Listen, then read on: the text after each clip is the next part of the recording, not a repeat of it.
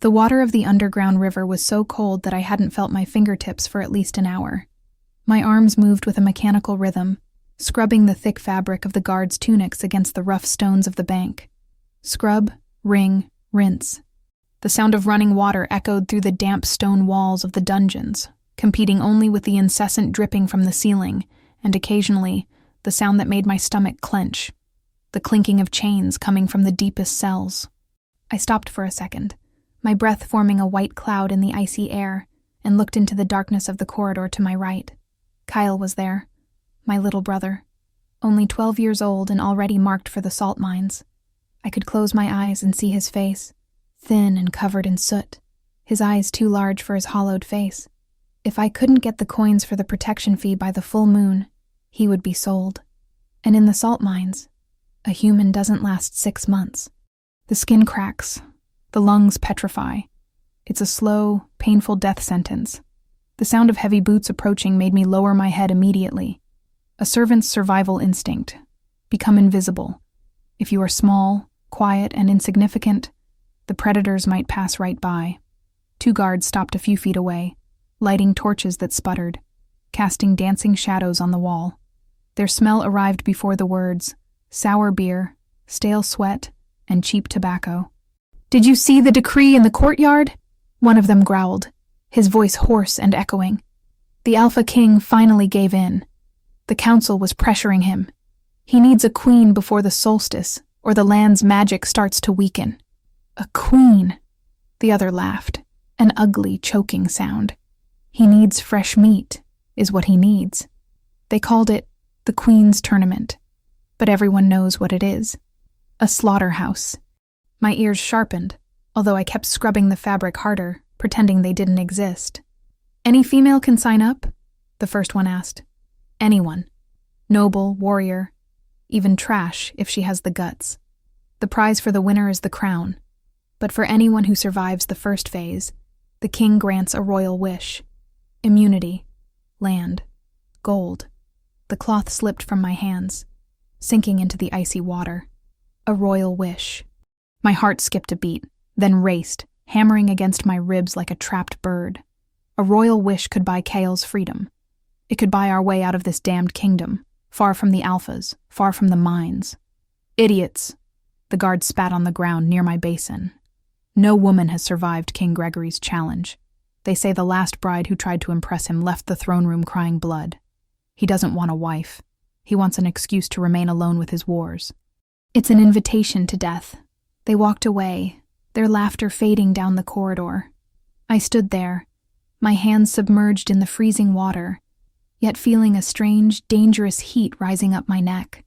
They said it was an invitation to love, or to death, but as I stared into the darkness where my brother slept chained, I knew the truth.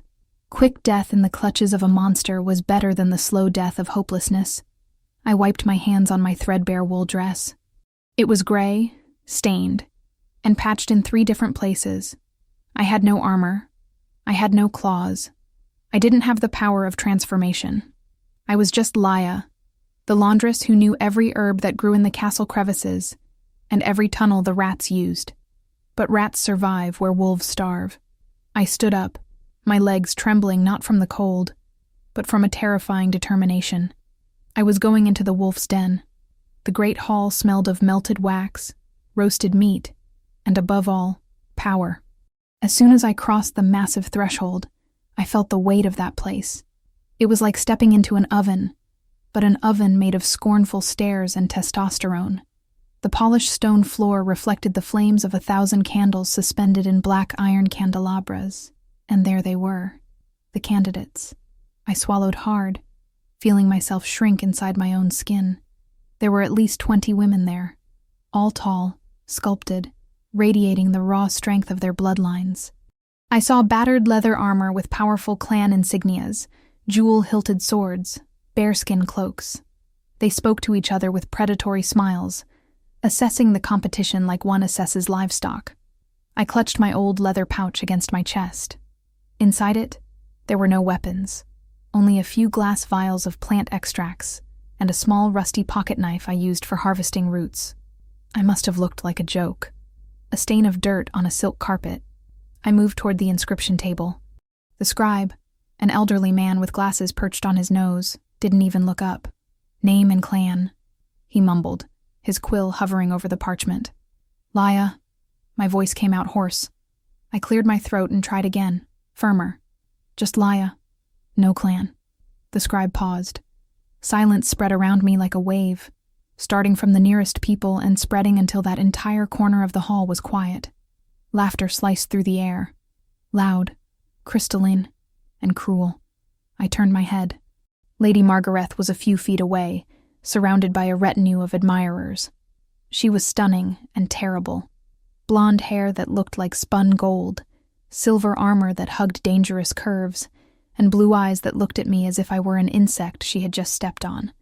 "Look at this," she said, her voice projected for everyone to hear. The king must be desperate, but I didn't know we were accepting the kitchen scraps.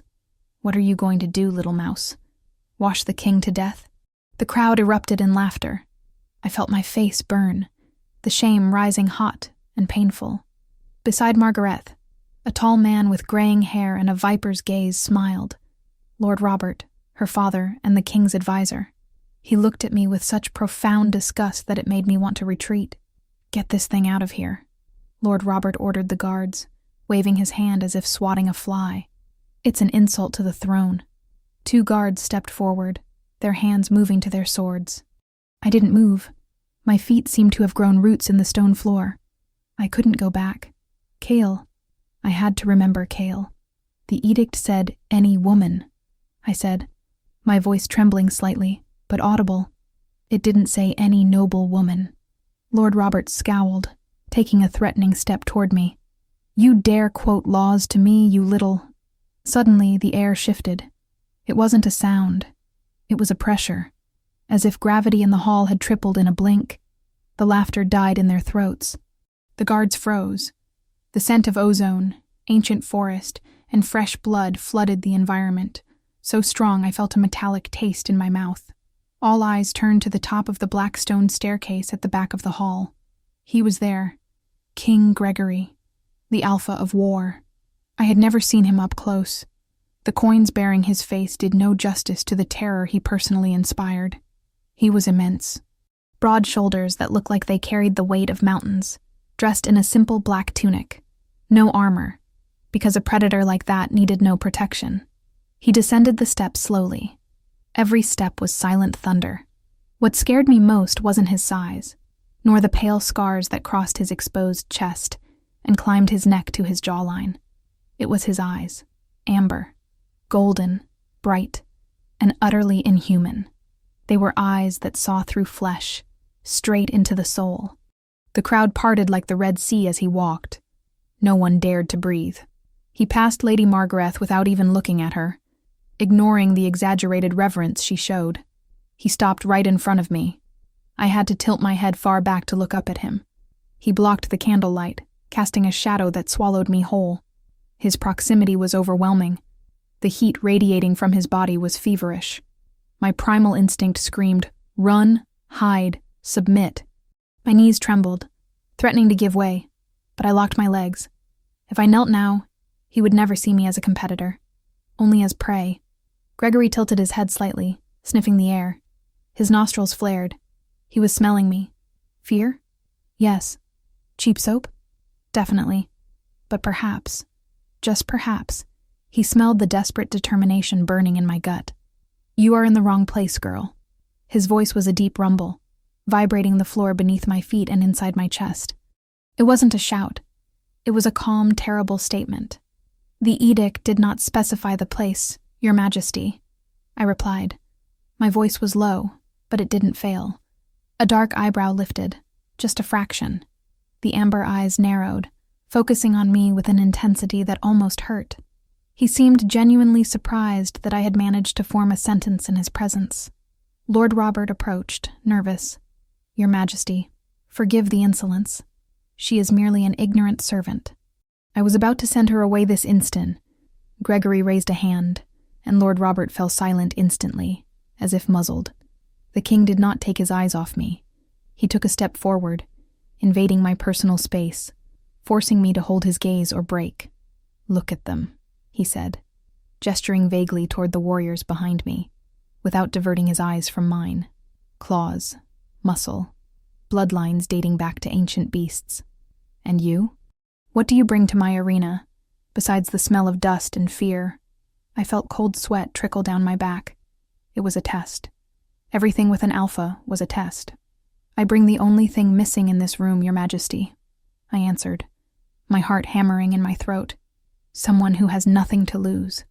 The silence stretched, taut as a violin string about to snap. For a second, I saw something flash in his eyes.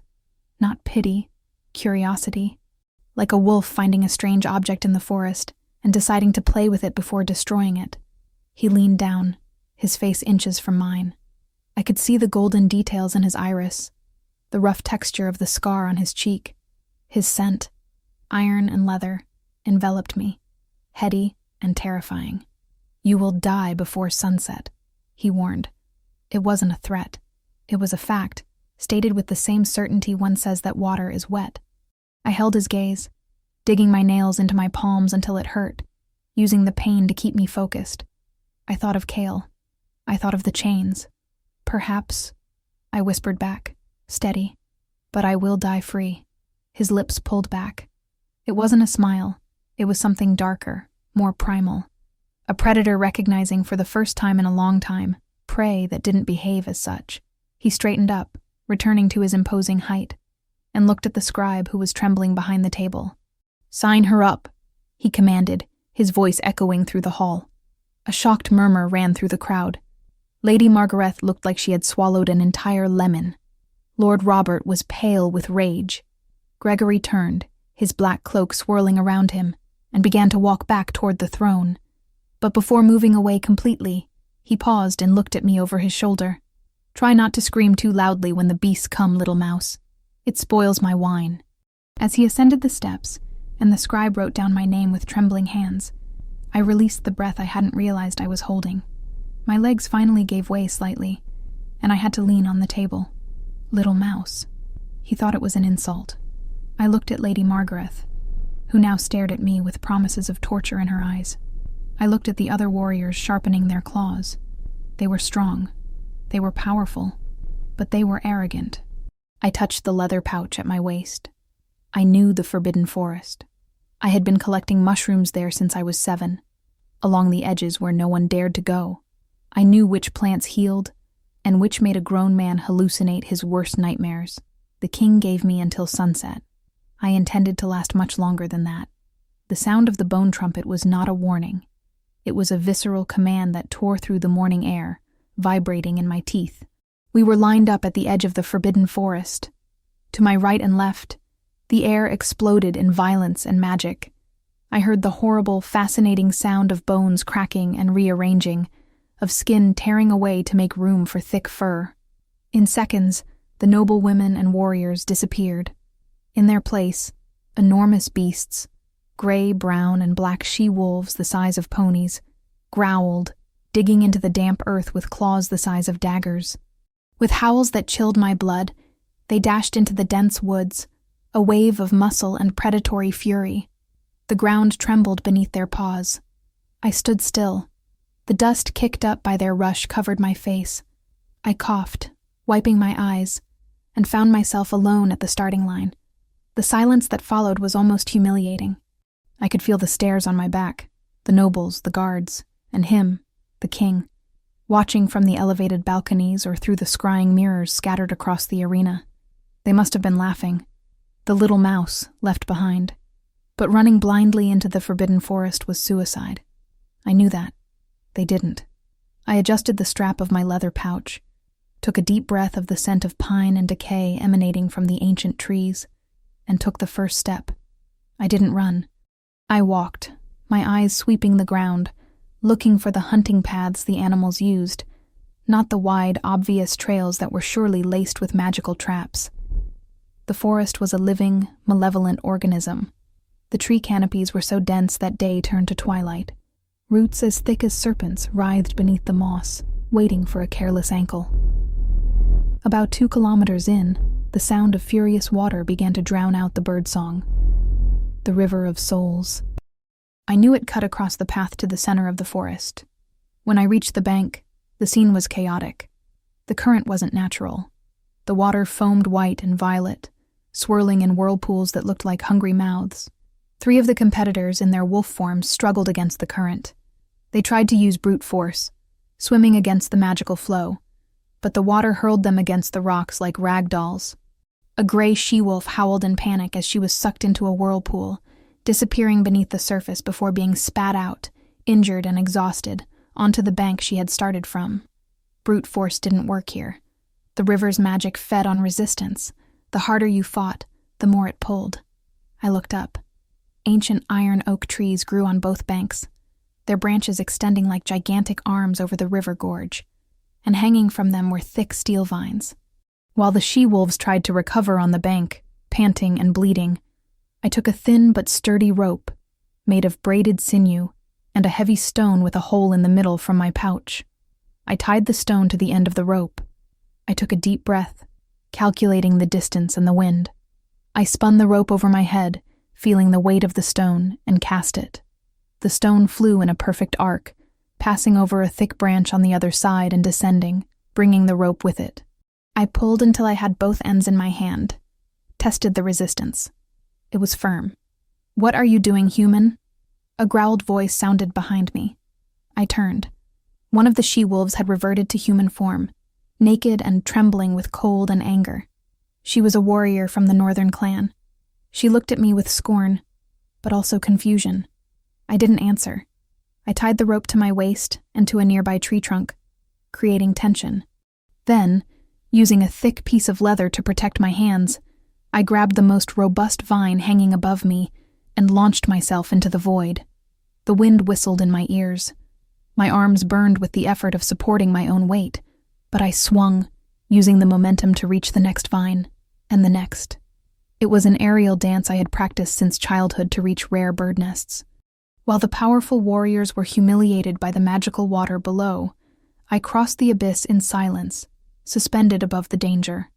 When I landed on the soft earth of the opposite bank, my hands were trembling and my heart was racing, but I was dry, and I was alive. I looked back. The northern warrior stared at me, jaw dropped. I knew that somewhere in the castle, King Gregory was watching this in the mirror. I hoped he was paying attention. I didn't need claws to cross hell. I needed physics. I continued forward. The terrain began to change. Green moss gave way to vibrant colored fungi, neon oranges, deep purples. The air became heavy, sweet, and cloying. It smelled like rotten fruit and old honey. I stopped immediately. Instinct screamed before rational thought. Eternal sleep mushrooms. Spores of madness. The forest was releasing its defense system. A yellowish fog began to rise from the ground, winding between the trees like living smoke. I brought my hand to my mouth, holding my breath. My eyes started to sting. If I breathed that in minutes, I wouldn't know my own name. In an hour, I'd be attacking trees, thinking they were dragons. I frantically plunged my hand into my pouch. My fingers found the glass vial I had prepared the night before, stealing supplies from the kitchen. Concentrated apple cider vinegar. I tore a strip from the hem of my dress, soaked the fabric with the acidic liquid, and tied it tightly around my face, covering my nose and mouth. The smell of vinegar was pungent, burning my nostrils and making my eyes water, but it cut through the cloying sweetness of the spores. It was a rudimentary filter, but it worked. I moved through the yellow fog. My eyes narrowed. That's when I heard the screams. They weren't wolf howls. They were human screams, full of absolute terror. I followed the sound, moving in a crouch. In a clearing taken over by the dense fog, I found Lady Margareth, the great favorite, the perfect warrior. She was in her human form, spinning in circles, brandishing a sword against nothing. "Get out! Get away from me!" she screamed, her blue eyes wide, focused on horrors only she could see. "Don't touch my face. Father, don't let them eat my eyes." She slashed at the air, tripping over her own feet. Her silver armor was covered in mud, her golden hair tangled with leaves and twigs. She looked insane, vulnerable. I stopped behind a thick tree, watching. The spores had taken her mind and turned it inside out. She was fighting her own demons.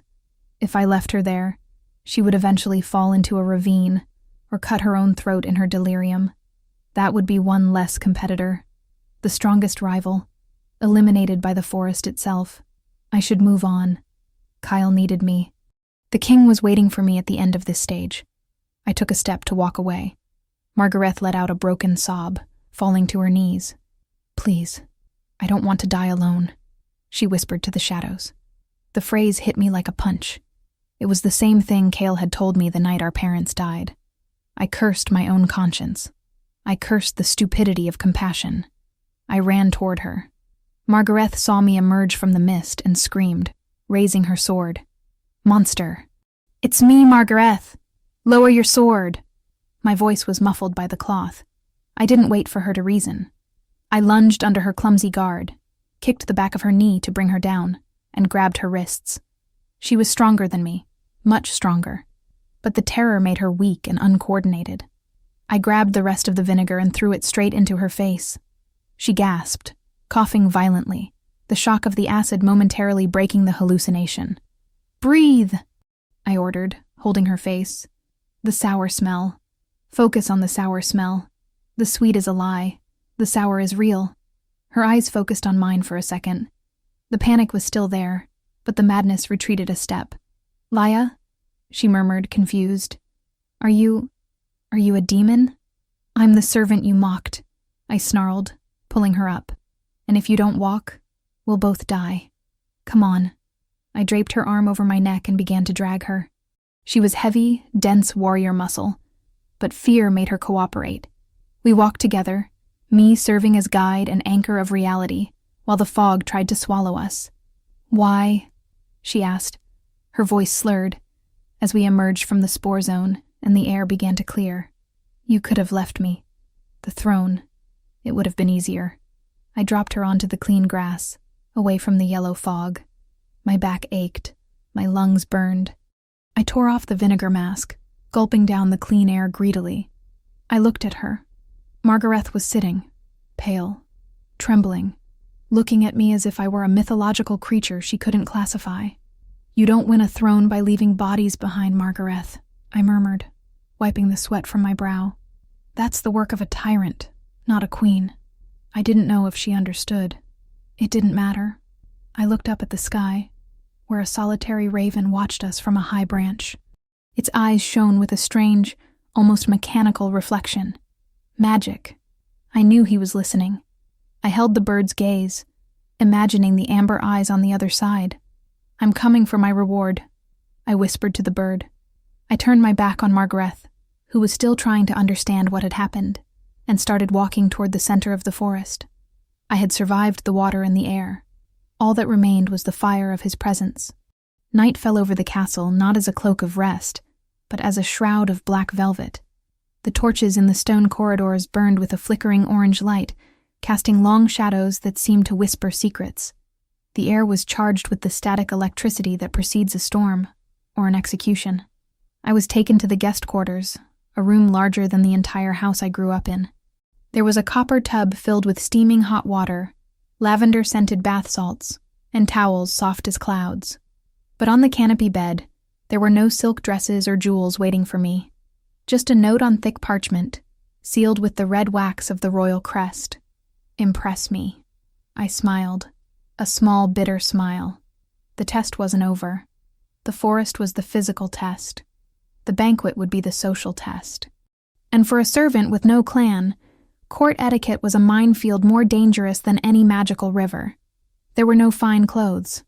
I searched the room. I found heavy black velvet curtains, discarded in a corner, probably recently replaced, and in the sewing kit I always carried, a habit of someone who spends their life patching things up. There was a spool of gold thread I had found, dropped on the royal sewing room floor months ago. I worked fast. My hands, calloused from hard labor, moved with surgical precision. I cut, pinned, sewed. The black velvet molded to my body. Simple, austere, but with a somber dignity. I used the gold thread to embroider thorned vines climbing up the hem and cuffs. They weren't delicate flowers. They were thorns, a warning. When I entered the banquet hall, the silence fell like a guillotine. There were only 7 survivors out of the initial 20. 7 women sat at the long oak table, all dressed in imported silks, rare furs, and precious stones that glittered in the candelabra light. Lady Margaret was there, pale but composed, wearing a sapphire blue dress that enhanced her eyes. She saw me enter, and for a brief moment, the mask of arrogance fell, revealing genuine confusion. She lowered her eyes to her plate. I walked forward.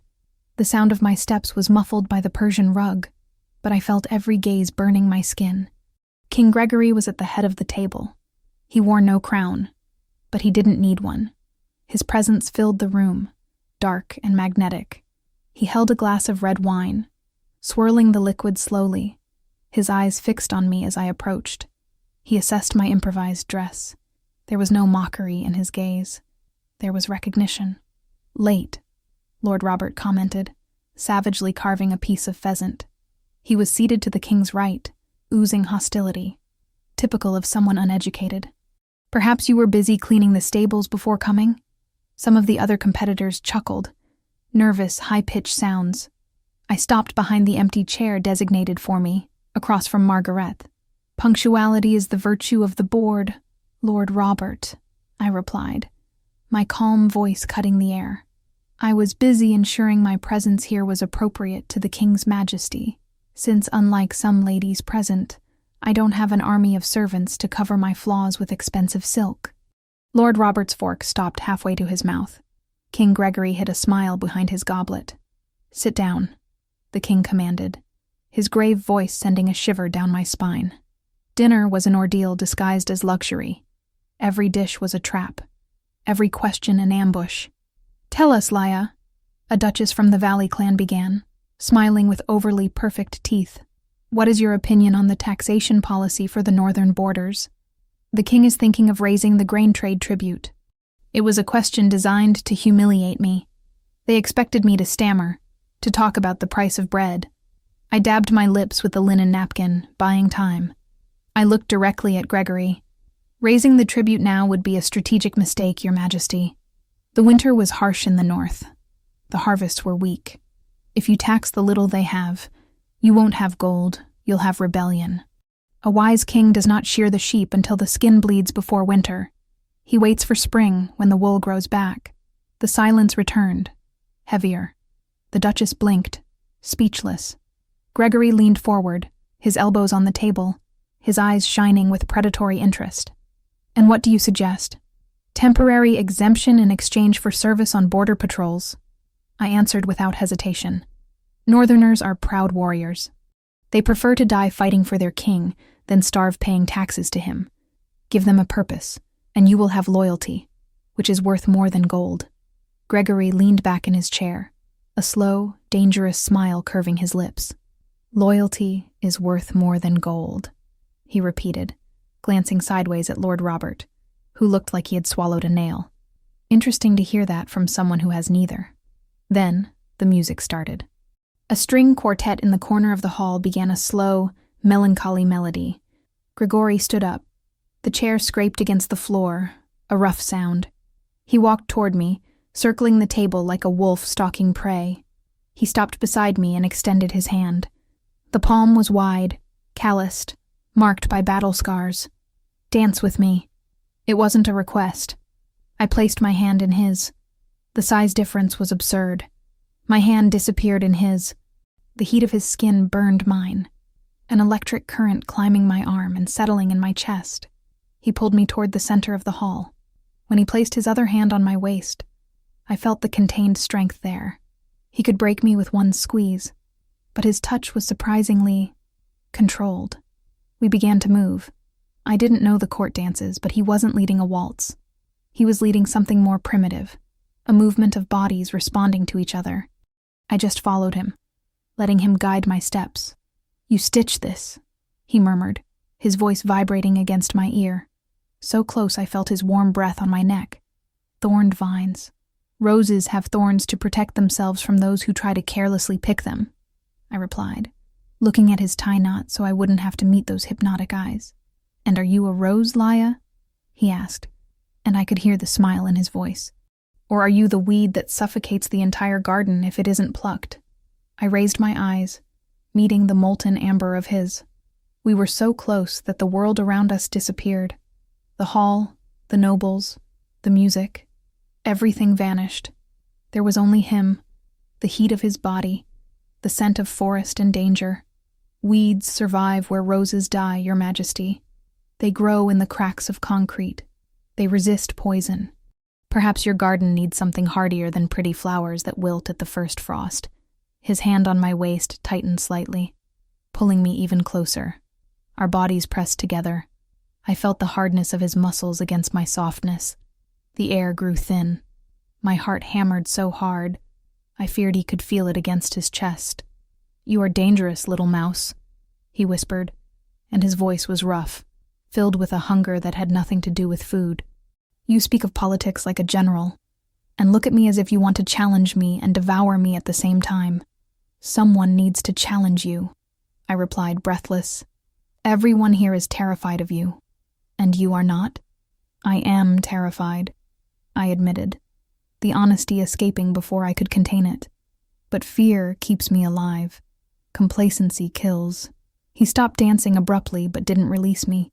We stood still in the middle of the hall, enveloped in the music and the sexual tension that crackled between us like invisible sparks. He slowly lowered his head, his eyes fixed on my mouth. For one insane second, I thought he was going to kiss me right there, in front of everyone. "Tomorrow," he said, low and grave, "will be the hunt. I will be the beast. And you, Laia, you will be the prey I enjoy chasing the most." He released me and stepped away, leaving me there, trembling, my skin tingling where he touched me, and my heart beating a rhythm of war. I returned to the table, my legs shaky. Lady Margareth watched me. There was no hatred in her eyes now. There was fear, and something else.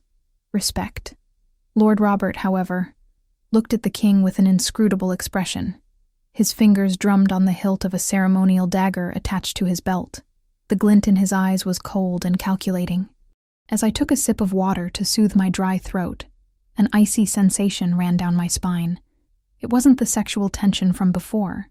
It was the survival instinct screaming again. The game was changing.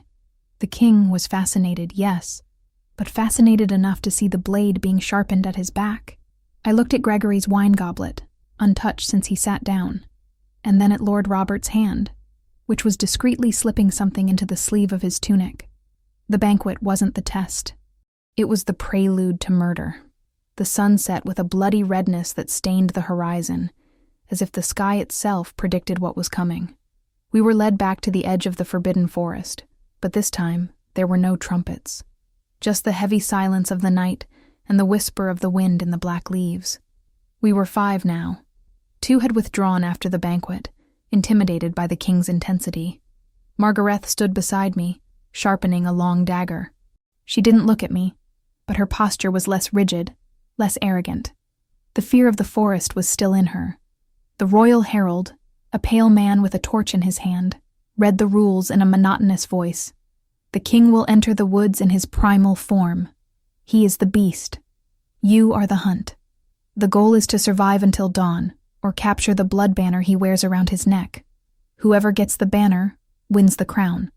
Whoever is caught, well, the king will try to control himself." I tried to swallow the lump in my throat, try to control himself. A howl tore through the night. It wasn't an ordinary howl. It was a sound that vibrated in the bones, deep, guttural, and terrifying. It came from the heart of the forest. Gregory was already there. The other 3 competitors transformed immediately and darted into the woods.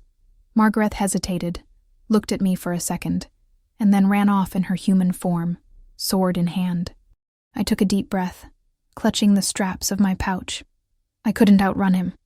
I couldn't fight him. My only chance was to predict where he would be. I entered the forest. The darkness was almost solid. I used the moonlight filtered through the canopy to guide me. The predator's scent was everywhere, mixed with the aroma of damp earth. An hour passed.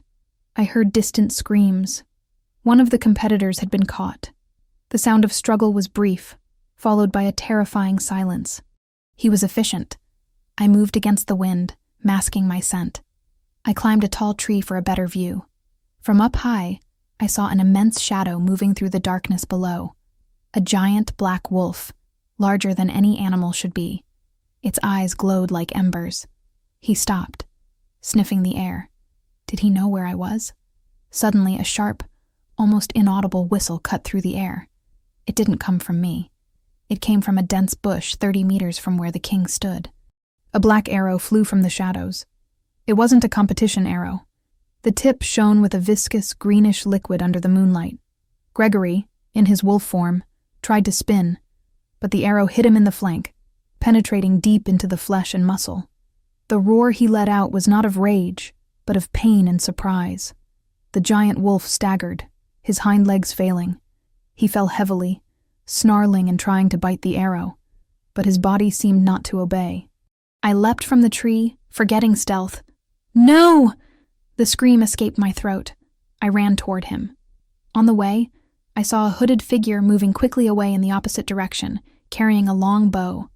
An assassin, sent by Lord Robert. I knew it. I reached the fallen king. The sight was terrifying. The giant wolf lay on its side, breathing in ragged, foamy gasps. Its amber eyes were glazed over, rolling, focused on invisible enemies. The arrow. Concentrated wolfsbane. Lady Margaret emerged from the trees, sword drawn. She stopped abruptly when she saw the scene. "He fell," she whispered, her eyes wide. "Is it a test?" "It's not a test," I screamed, falling to my knees beside the wolf's massive head. The heat radiating from him was feverish. "He's been poisoned. Help me." Margaret looked at the king, then at the dark forest where the banner should be. "If he dies, the tournament ends," she murmured, her voice shaking. "If I take the banner now, I am queen. If he dies, the kingdom falls," I retorted, desperate. "Margaret, please, it's your king." She took a step back, fear and ambition fighting on her face. Finally, ambition won. Or maybe cowardice. I'll go get help," she stammered, and ran. But she ran toward the exit, away from the danger, away from him. I was left alone with the dying monster. Gregory let out a low groan, a sound that broke my heart. He tried to stand, but his paws slipped in the mud. The poison was paralyzing his nervous system. "Shh, calm down, I whispered, my hands trembling as I touched the thick, rough fur of his neck. "I'm here." I needed to act fast. Wolfsbane kills in minutes if it reaches the heart. I fumbled in my pouch. I had herbs for pain, for infection, but nothing strong enough to neutralize this. I looked at the wound. The blood oozing out was black and smelled acidic. There was only one way. I picked up a sharp flint stone from the ground. With a quick movement, I cut the skin around the arrow to widen the wound. The wolf shuddered, a weak growl vibrating in his throat, but he was too weak to attack me. I tore the arrow out with a violent pull. I'm sorry, I whimpered. Now, the dangerous part. I leaned over the open wound. The smell was nauseating. I pressed my mouth against the hot, bloody flesh of the king and sucked. The taste was bitter, metallic, and burning. I spat the poisoned blood onto the earth. I sucked again. And again. My mouth burned. My tongue felt like it was on fire. The poison was entering me, in small but dangerous doses. The wolf's giant body began to relax. His breathing, previously ragged, began to deepen. I felt a violent dizziness. The world spun. My vision blurred at the edges. The wolfsbane was in my system now. I fell to the side, panting, lying on the cold earth beside his head. The wolf's eyes opened slightly wider, the gold clearing the fog of the poison. He turned his head slowly. His wet snout touched my cheek. It wasn't a predator's gesture. It was recognition, gratitude. He let out a low sound, almost a human moan. I tried to raise my hand to touch his snout, but my arm weighed a ton. "You live," I whispered, the words slurred by my swollen tongue. "You live, Gregory." The last thing I saw before the darkness took me were his eyes, shining with a terrifying fury and a promise. As the wolf form began to flicker, trying to turn back into a man. And then I heard heavy boots approaching. Many feet.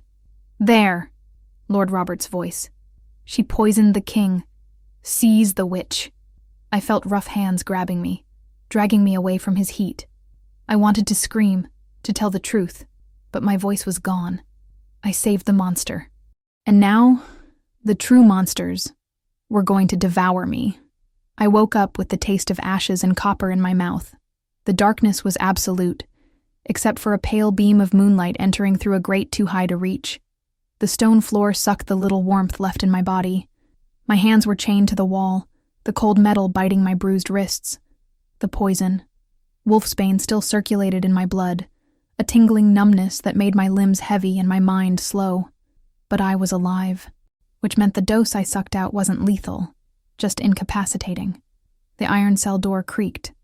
The light of a torch invaded my little hell, momentarily blinding me. Lord Robert entered. He wore black velvet and a triumphant smile that didn't reach his cold eyes. "Impressive," he murmured, kicking my outstretched leg with the toe of his boot. "The poison should have killed you in minutes. It seems rats have strong stomachs." I tried to speak, but my throat was dry as sandpaper. I managed only a hoarse whisper. "Does he live?"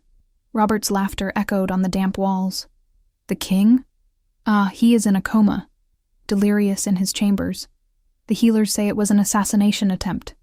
And guess who they blame? The servant who was found with her mouth dirty with his poisoned blood." He crouched down, grabbing my chin forcefully, making me look at him. "At dawn, you will be executed for treason and regicide. Margaret will be crowned Queen Regent until the king's recovery. And if the king unfortunately doesn't resist the remaining poison, well, the kingdom will need stability." He released my face with disgust and wiped his hand on his jacket. "You almost ruined everything by saving him, you stupid girl. But in the end, you only gave me the perfect scapegoat. No one will cry for a laundress." He left, the door slamming with a final crash. The darkness returned, but now accompanied by the suffocating weight of injustice. I leaned my head against the cold stone. I closed my eyes. I didn't pray to the gods. I focused on him. Gregory. I could feel him. It wasn't imagination. It was a tug in my chest, an invisible thread vibrating. I had his blood in my mouth, his taste in my soul, and through that strange, forbidden connection, I felt it when it happened. The awakening. It wasn't gentle. It was an explosion. Up in the castle, I felt a wave of pure fury awaken. It was like being connected to a volcano erupting. Lord Robert's fear was small compared to that. A distant roar made dust fall from the ceiling of my cell. Guards screamed in the corridor. Hurried footsteps, metal against metal. The sound of bodies being thrown against the walls. The castle was shaking. He was coming. The noise grew louder, closer. Screams of terror. The sound of splintering wood. The door to my cell was not opened. It was ripped from its hinges. An immense figure filled the entrance. The torch fallen in the corridor illuminated his silhouette. Grigori. He was human, but barely looked like one. He was covered in blood, not his, but the men who tried to stop him. His bare chest rose and fell violently. The veins in his neck bulged, but it was his eyes that held me. The amber was aflame. He swept the cell, searching. When his eyes landed on me, huddled and chained, his fury changed. It became something cold, focused, and terrible. He entered the cell. With a swift movement of his bare hands, he grabbed the chains that bound me. The metal groaned and snapped as if it were clay. I fell forward, but he caught me before I touched the ground. His arms were hot iron around me. He pressed me against his chest, burying his face in my neck, inhaling deeply. "I smell the poison in you," he growled, his voice vibrating through my skin. "You took my place." They said, "I killed you," I whispered, clinging to his shoulders to keep myself upright. "They will burn for it." He lifted me into his arms as if I weighed nothing. I wanted to say I could walk, but my legs were jelly. And to be honest, I didn't want him to let go. Never again. He walked out of the dungeons, stepping over the unconscious or dead bodies of Lord Robert's guards. He didn't run. He marched, a storm personified ascending toward the light. We reached the great doors of the throne room. I could hear voices inside. The council was meeting. Margareth's rushed coronation. Gregory didn't stop. He kicked open the massive double oak doors. The crash was deafening. The hall fell into instant silence. Hundreds of heads turned. Lord Robert stood on the dais, holding the iron crown. Margareth knelt before him, seeing the king, alive and covered in blood, holding the assassin in his arms. The color drained from their faces. Gregory walked down the central aisle. The red carpet was stained with the bloody footprints he left. The ceremony is over. His voice wasn't loud, but it filled every corner of the hall, laden with lethal authority. "Your Majesty," Lord Robert stammered, his hands shaking so much the crown fell to the floor with a metallic clang. We thought you were dead. This witch, she poisoned you. We were merely ensuring the succession." Gregory stopped at the foot of the dais. He placed me on the ground with a delicacy that contrasted with the surrounding violence, but kept a firm arm around my waist, supporting me. "Poisoned?" Gregory repeated, low and dangerous. "Yes, by an arrow from my own arsenal, shot in the back. And this woman, this witch, sucked the poison from my veins to save me, while your daughter fled like a coward." A murmur of shock swept through the court. Margareth stood up, her eyes filled with tears of shame and fear. "Father said it was a test," she whined. "Silence!" Lord Robert screamed, losing his composure. He knew he was cornered. His eyes scanned the hall frantically and stopped on me. Pure hatred distorted his face. He snatched a sword from the scabbard of a nearby guard. "If I'm going down, I'm taking the rat with me." Everything happened in slow motion. Robert lunged, the blade aimed at my chest. Gregory roared, moving to intercept, but he was still slow from the residual poison. I saw pain cross his face when he tried to transform and failed. He was going to be hit. Again. Because of me. No. Something broke inside me. It wasn't a bone. It was a dam. Fear vanished, replaced by a love so fierce and protective that it burned hotter than the sun. I didn't think. I only felt. I took a step forward, placing myself between the king and the blade. "No!" My scream was not human. The moment the sword should have pierced my flesh, it met light. A silent, white explosion burst from within my chest. I felt my bones vibrate, expand, rearrange, but there was no pain. There was only power. Ancient power. Forgotten power. The world went white. When my vision returned, I was no longer looking up. I was looking down. Lord Robert had fallen onto his back. The sword melted in his hand, his eyes wide with absolute terror. I looked at my hands. They were not hands. They were paws. Enormous, white as virgin snow, shining with an ethereal purple and silver aura. I was not an ordinary wolf. I was immense, larger than Gregory in his beast form. I was made of starlight and spiritual fury. The white spirit wolf, the legend nannies told children to make them sleep. The guardian of the lost lineage. The silence in the hall was absolute. No one dared to breathe. I felt the power flowing through me like a river of electricity. I turned my enormous head back. Gregory stood there, his amber eyes wide, his mouth slightly open. He wasn't afraid. He was in awe. He looked at me as if he had found his religion. I turned back to Robert and Margareth. I opened my mouth, and the sound that emerged was not a growl. It was a judgment, a howl that was not only heard by the ears, but felt by the souls of all present. The sound resonated in the stained glass windows, making them vibrate. It was the sound of absolute authority. Immediately, everyone in the hall, nobles, guards, servants, fell to their knees, not by choice, but because their lupine instincts recognized the presence of something superior to an alpha. They recognized a goddess. Even Lord Robert, trembling and weeping on the floor, had to bow his head, crushed by the weight of my presence. I took a step toward him. The smell of his fear was sour. I could crush him with a paw. I could tear his throat out. But I looked at Gregory. He approached slowly, reaching out to touch my glowing flank. His touch anchored my spirit, preventing me from dissolving into pure light. I didn't need to kill to win. I had already won. The servant had died in those dungeons. The queen had been born. The howl ceased, but its echo still vibrated in the castle stones and in the bones of everyone present. The dazzling light emanating from me began to dim, retreating back into my skin until the form of the spirit wolf dissolved into silver smoke. I felt my human feet touch the cold floor again. The torn black dress barely covered my trembling body, but Gregory was already there. He took off his own heavy cloak, still dirty from battle, and draped it over my shoulders, wrapping me in a cocoon of warmth and alpha scent. The silence in the hall was sepulchral. Lord Robert and Lady Margareth remained prostrate on the floor, unable to lift their eyes. My breathing was heavy, but my mind, strangely, had never been clearer. My eyes still burned, and I knew, without needing a mirror, that they were no longer gray. They glowed with the violet of ancient magic. "Stand up, Robert." My voice came out low, but charged with the same supernatural resonance as the howl. The counselor raised his head. He looked like he had aged 10 years in 10 minutes. The terror on his face was pathetic. "Your Majesty?"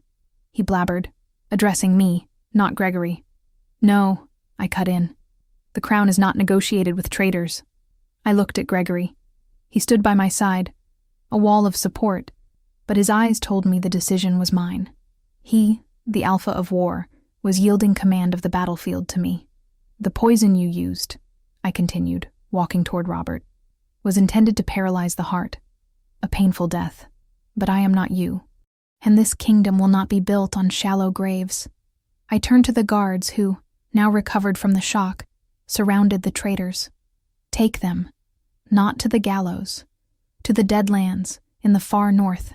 Let them survive there, without titles, without gold, without names. If the land forgives them, perhaps they will live. If not." I left the sentence hanging in the air. Margareth let out a sob, but did not protest. She knew death would be more merciful than exile in the barren lands, but she also knew that I had just spared her life. As they were dragged out, the hall erupted in murmurs. Gregory turned to me. He ignored the court, the nobles, the protocol. He fell to one knee, the great Alpha King, the terror of nations, kneeling before an ex-laundress. He took my hands, kissing my knuckles one by one. "I searched for a queen among warriors," he said, his voice raw with emotion, loud enough for everyone to hear. "I sought strength in muscles and claws, and I was blind. I found a goddess among the servants. I found true strength in a heart that chose to save the monster instead of fleeing him." I felt warm tears run down my face. "You are not a monster, Gregory," I whispered, stroking his face, feeling the stubble scratch my palm. "You are just a man who forgot how to be human." "Then teach me," he pleaded, resting his forehead against mine. "Rule with me. Not behind me, not beside me. Be my compass, be my soul." "Yes," I replied. That same night, there was no lavish banquet. We left the castle, descending to the riverbank where it had all begun, where I washed clothes and dreamed of freedom. Cale was there, freed from the dungeons, clean and fed, looking at me with eyes wide in admiration. I hugged my brother so tightly he complained, laughing. He was safe. Finally, under the moonlight, with our feet in the running water and the only witnesses being my brother and the stars, Gregory and I took the ancient vows. He bit the curve of my neck, not to hurt, but to mark. I felt the bond snap shut with a crack of power, a golden bridge connecting our minds and hearts forever. The pain was brief, replaced by a wave of absolute belonging. I was no longer alone. I was his, and he was mine. They thought I was a lamb for the slaughter in their game, I thought as Gregory kissed me, sealing our union under the moonlight. But I was the wolf they forgot to fear. The king smiled against my lips, as if he had heard my thought. "And now," he whispered, "we hunt together." Thank you for being here and for joining me for another story. I truly hope you enjoyed it. If you want, leave your comment. I love reading what you feel and think after each episode. Thank you for the love, and see you in the next story.